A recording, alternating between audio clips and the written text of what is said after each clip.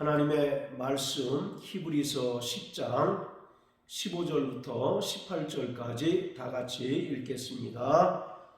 또한 성령이 우리에게 증거하시되 주께서 가라사대 그날 후로는 저희와 세울 언약이 이것이라 하시고 내 법을 저희 마음에 두고 저희 생각에 기록하리라 하신 후에 또 저희 죄와 저희 불법을 내가 다시 기억지 아니하리라 하셨으니 이것을 사하셨은즉 다시 죄를 위하여 제사 드릴 것이 없느니라. 아멘.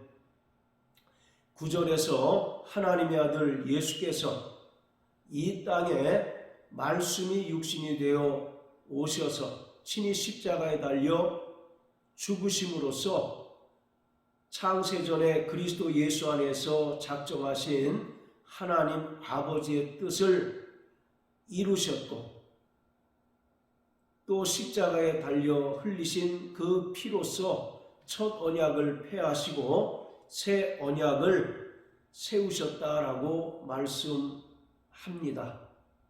이렇듯 새 언약은 예수님께서 십자가에 달려 죽으실 때 흘리신 그 피로써 세우신 언약입니다. 첫 언약이 애굽에서 430년 동안 노예 생활하던 이스라엘을 탈출시키시고 광야 시내산에서 모세를 통하여 이스라엘 백성과 맺은 언약이라면 새 언약은 예수님께서 인류의 죄를 대속하기 위하여 친히 십자가에 달리셔서 죽으실 때 흘리신 그 피로써 세우신 언약입니다. 예수님께서 누가복음 22장 20절에서 말씀하신 것처럼 제자들과 유월절 만찬을 하시면서 이 잔은 너희를 위하여 세우는 새 언약이라 하신 것처럼 예수님께서 구원받은 하나님의 백성들과 그 피로써 새 언약을 맺으셨습니다. 따라서 구원받은 성도들은 안식 후 첫날 주의 만찬에 참여함으로써 자신이 그리스도께서 피로써 세우신 새 언약 안에 속한 하나님의 백성임을 고백합니다. 첫 언약이 폐하여지고 또 예수님께서 피로써 새 언약을 맺으신 것은 첫 언약의 치명적인 약점과 한계 때문입니다. 10장 1절부터 4절까지의 말씀을 통해서 알 수 있듯이 바로 율법은 장차 좋은 일의 그림자요 참 형상이 아니며 또 율법에서 규정하고 있는 짐승의 피로써 드리는 속죄 제사가 인간을 양심상 온전케 할 수 없고 또 황소와 염소의 피가 인간의 죄를 속할 수 없기 때문에 하나님의 아들 예수께서 이 땅에 오셔서 피 흘리심으로써 영원한 속죄를 이루어 주셨고 새 언약을 맺어 주셨습니다.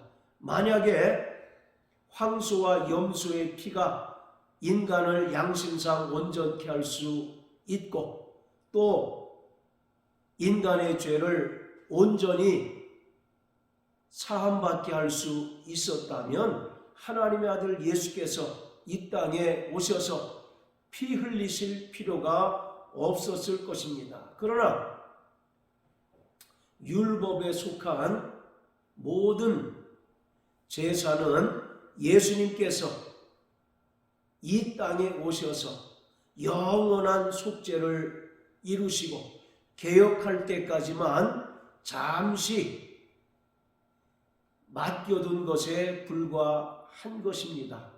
그렇기 때문에 하나님의 아들 예수께서 그 뜻대로 이 땅에 오셔서 친히 십자가에 달려 죽으심으로써 그 피로써 새 언약을 맺어주셨고 그 피로 영원한 속죄를 이루어 주셨습니다. 하나님께서 모세와 맺은 첫 언약은 돌비에 새겨진 것이지만 예수님께서 피로써 세우신 새 언약은 육의 신비에 새겨진 것입니다. 자, 고린도후서 3장을 다 같이 보십니다. 고린도후서 3장 3절 너희는 우리로 말미암아 나타난 그리스도의 편지니 이는 먹으로 쓴 것이 아니요 오직 살아계신 하나님의 영으로 한 것이며 또 돌비에 쓴 것이 아니요 오직 육의 신비에 한 것이라. 3절 하반절에 보면 또 돌비에 쓴 것이 아니요 오직 육의 신비에 한 것이다 라고 말합니다. 모세가 시내산에서 40일 동안 금식할 때 하나님께서 친히 두 돌판에 십계명을 주셨던 것처럼 하나님께서 이스라엘과 맺으신 첫 언약은 돌비에 새겨진 것입니다. 그래서 광야에서 모세가 성막을 지었을 때 하나님께서는 출애굽기 25장의 말씀을 통해서 언약궤를 만들라고 하셨고 그 언약궤 안에 언약의 두 비석을 넣어두라고 말씀하고 있습니다. 이것은 하나님께서 출애굽한 이스라엘 백성들과 첫 언약을 맺으신 것을 영원히 기념하게 하고 또 기억하게 하기 위함입니다. 그렇지만 예수님께서 피로써 세우신 새 언약은 육의 신비에 한 것입니다. 사람의 마음과 생각에 기록한 것이다 라고 말씀합니다. 자, 구약성경 예레미야 31장 31절부터 34절까지입니다. 나 여호와가 말하노라 보라 날이 이르리니 내가 이스라엘 집과 유다 집에 새 언약을 세우리라. 나 여호와가 말하노라 이 언약은 내가 그들의 열조의 손을 잡고 애굽 땅에서 인도하여 내던 날에 세운 것과 같지 아니할 것은 내가 그들의 남편이 되었어도 그들이 내 언약을 파하였음이니라. 나 여호와가 말하노라 그러나 그날 후에 내가 이스라엘 집에 세울 언약은 이러하니 곧 내가 나의 법을 그들의 속에 두며 그 마음에 기록하여 나는 그들의 하나님이 되고 그들은 내 백성이 될 것이라. 그들이 다시는 각기 이웃과 형제를 가리켜 이르기를 너는 여호와를 알라 하지 아니하리니 이는 작은 자로부터 큰 자까지 다 나를 알미니라. 내가 그들의 죄악을 사하고 다시는 그 죄를 기억지 아니하리라 여호와의 말이니라. 31절에 보면 내가 이스라엘 집과 유다 집에 새 언약을 세우시겠다라고 말씀하십니다. 여기서 이스라엘 집과 유다 집은 혈통에 속한 이스라엘을 가리키는 것이 아니라 새 영적 이스라엘, 즉 구원받은 하나님의 백성들을 가리키고 있습니다.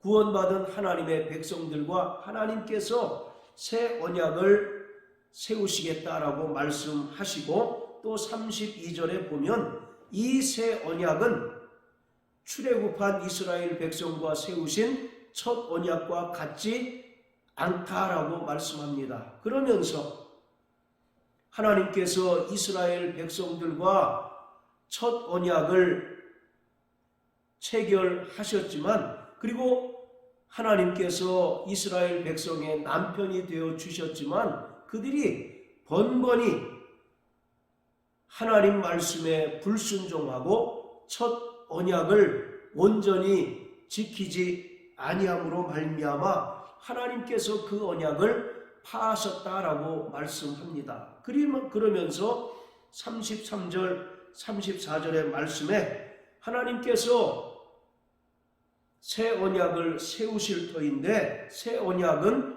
첫 언약과 같지 않아서 돌비에 새겨진 것이 아니라 내가 나의 법을 그들의 속에 두며 그 마음에 기록할 것이다 라고 말씀하고 있습니다. 즉 고린도후서 3장 3절에 기록한 것처럼 돌비에 쓴 것이 아니라 육의 신비 곧 사람의 생각과 마음에 기록한 것이다 라고 말합니다. 그러면서 34절에 보면 새 언약 안에 속한 하나님의 백성들은 작은 자로부터 큰 자까지 하나님을 온전히 알게 될 것이다 라고 말합니다. 첫 언약에 속한 이스라엘이 하나님을 온전히 깨닫지 못함으로써 하나님의 말씀에 불순종하고 또 결국 그 첫 언약이 파하여졌지만 새 언약은 온전히 하나님을 잘 알게 함으로써 작은 자로부터 큰 자까지 다 하나님을 알고 또 그들의 죄악을 사하시고 다시는 그 죄를 기억지 아니하신다라고 말씀하고 있습니다. 왜냐하면 새 언약은 예수님께서 친히 십자가에 달리셔서 흘리신 그 피로써 영원한 속죄를 이루셨기 때문에 다시는 그들의 죄를 기억지 않으시고 그 죄를 모두 사하실 것이다 라고 말씀하고 있습니다. 이처럼 예수님께서 십자가에 달려 죽으심으로써 영원한 속죄를 이루어 주셨는데 바로 영원한 속죄는 과거와 현재와 미래의 모든 죄까지도 완벽하게 속량해 주신 것입니다. 자, 또 에스겔서 36장을 보시겠습니다. 에스겔서 36장. 자, 25절부터 28절까지입니다. 맑은 물로 너희에게 뿌려서 너희로 정결케 하되 곧 너희 모든 더러운 것에서와 모든 우상을 섬김에서 너희를 정결케 할 것이며 또 새 영을 너희 속에 두고 새 마음을 너희에게 주되 너희 육신에서 굳은 마음을 제하고 부드러운 마음을 줄 것이며 또 내 신을 너희 속에 두어 너희로 내 율례를 행하게 하리니 너희가 내 규례를 지켜 행할지라. 내가 너희 열조에게 준 땅에 너희가 거하여 내 백성이 되고 나는 너희 하나님이 되리라. 바로 이 말씀도 하나님께서 구원받은 하나님의 백성들과 새 언약을 체결하신다는 말씀입니다. 25절 말씀에 예수님께서 친히 십자가에 달리셔서 흘리신 피로 우리를 모든 죄에서 사하시고 또 정결케 하시며 26절과 28절의 말씀은 약속하신 성령을 부어 주심으로써 우리와 새 언약이 체결된 것을 보증해 주시겠다라고 말씀하고 있습니다. 사도행전 2장 1절부터 4절까지에서 보면 오순절날에 성령이 임한 것을 기록하고 있습니다. 바로 이 오순절이라고 하는 절기는 구약의 절기로는 맥추절 77절에 해당이 됩니다. 이 맥추절은 이스라엘 백성들이 하나님께로부터 모세를 통해서 율법을 수여받은 날을 기념하는 절기입니다.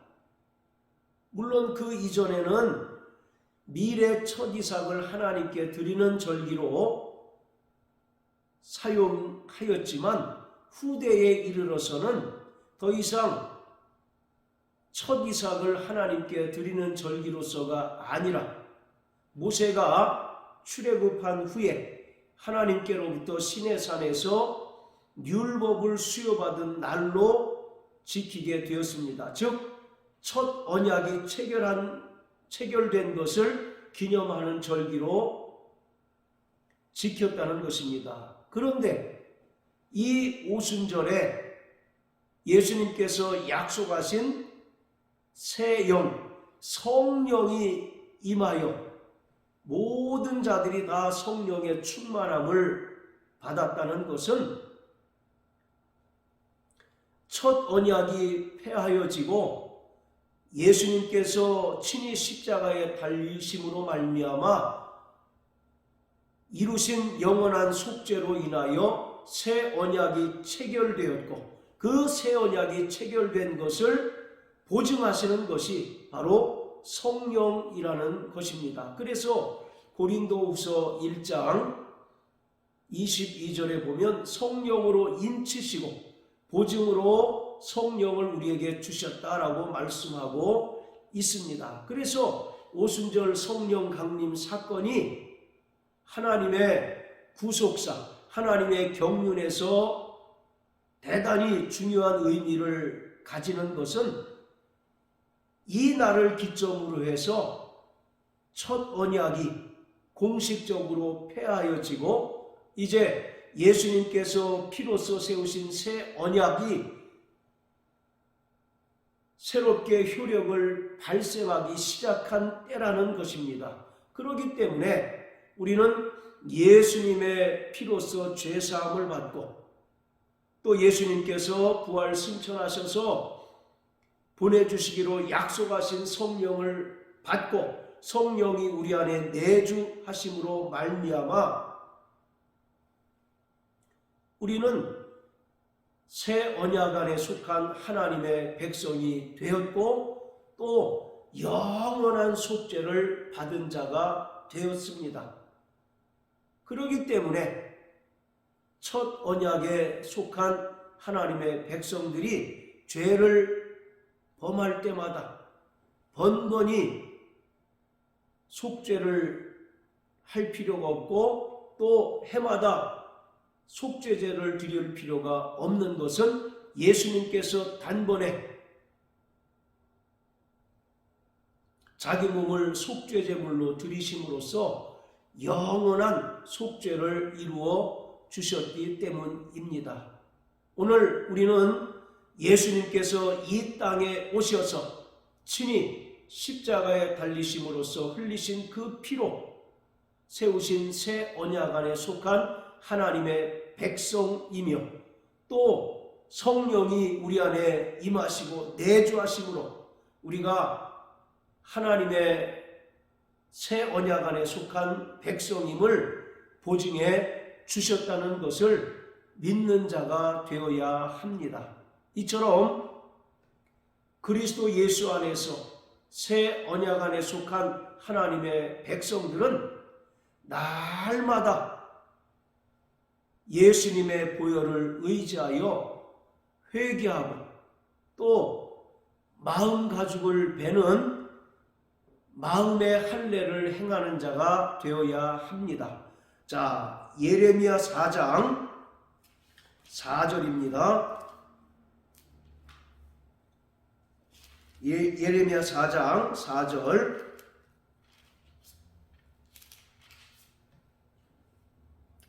유다인과 예루살렘 거민들아 너희는 스스로 할례를 행하여 너희 마음 가죽을 베고 나 여호와께 속하라. 그렇지 아니하면 너희 행악을 인하여 나의 분노가 불같이 발하여 사르리니 이것을 끌 자가 없으리라. 유다인과 예루살렘 거민이라고 하는 것은 혈통적 유대인이 아니라 새 영적 이스라엘, 즉 구원받은 하나님의 백성들을 가리킵니다. 그리고 너희는 스스로 할례를 행하여 너희 마음 가죽을 베고 하나님께 속하라고 말합니다. 여기서 마음 가죽을 벤다는 것은 예수님께서 친히 십자가에 달리셔서 흘리신 그 피를 의지하여 날마다 회개하는 자가 되어야 한다는 것입니다. 우리는 예수님께서 십자가 대속으로 말미암아 우리에게 영원한 속죄를 이루어 주셨지만 우리의 삶 가운데 부지불식간에 우리가 죄를 범하고 악을 행할 수밖에 없는 연약한 존재이기에 날마다 예수님의 보혈을 의지하여 자복하는 자가 되어야 합니다. 그래서 마음 가죽을 벤다는 것은 우리의 죄를 자복하고 통회하여 죄사함 받고 날마다 정결케 되는 것을 말합니다. 이것을 히브리서 기자는 4장 16절에서 그러므로 우리가 긍휼하심을 받고 때를 따라 돕는 은혜를 얻기 위하여 은혜의 보좌 앞에 담대히 나아갈 것이니라 이렇게 말씀합니다. 우리가 긍휼하심을 받고 때를 따라 돕는 은혜를 얻기 위하여 은혜의 보좌 앞에 담대히 나가야 한다. 즉 날마다 우리의 죄를 자복함으로써 죄사함 받고 정결케 되기 위하여 구약의 대제사장이 짐승의 피를 가지고 지성소에 들어가서 속죄소에 뿌림으로써 죄사함을 받는 것처럼 이 땅에서 구원받은 하나님의 백성들, 영원한 속죄를 받은 하나님의 백성들도 우리가 때로 짓는 죄악들을 인하여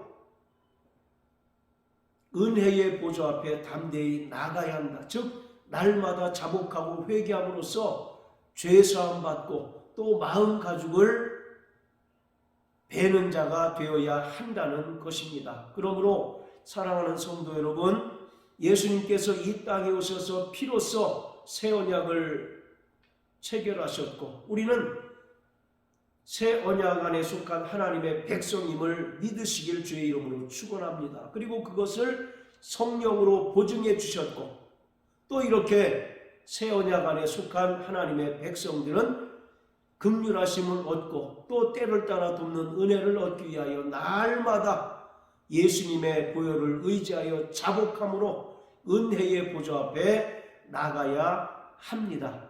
오늘 날마다 예수님의 보혈을 의지하고 자복하고 회개하는 삶을 살아가는 저와 여러분들 되시길 주님의 이름으로 축원합니다. 할렐루야.